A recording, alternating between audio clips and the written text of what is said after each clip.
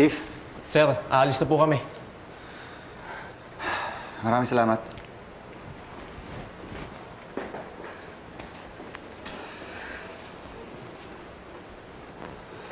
Grace. Wala na. Wala na. Nilinis na ni William lahat. Lahat ng inaasahan ko, wala na.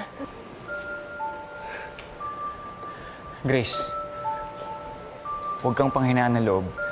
Yung kaibigan ko, sinusubukan pa rin niya ma-retrieve yung mga files dun sa USB na napulot ko noon sa townhouse.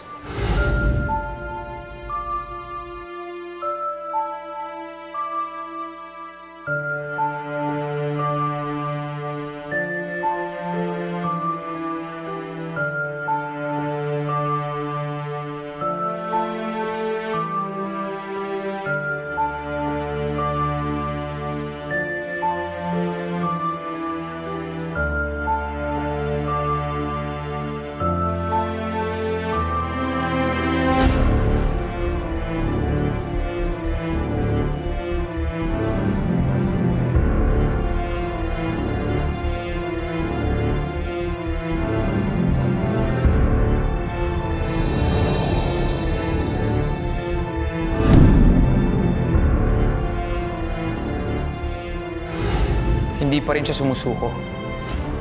Kung sinira ni William yun, ito only means may tinatago siya doon.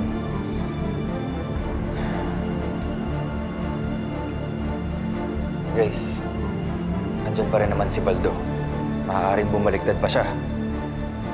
At any rate, magiging malaking bagay pa rin ang testimonya niya. Tama ka. Kailangang pumanig sa atin si Baldo. Ako ang lalapit at kakausap sa kanya. Just find a way para matuntun natin siya.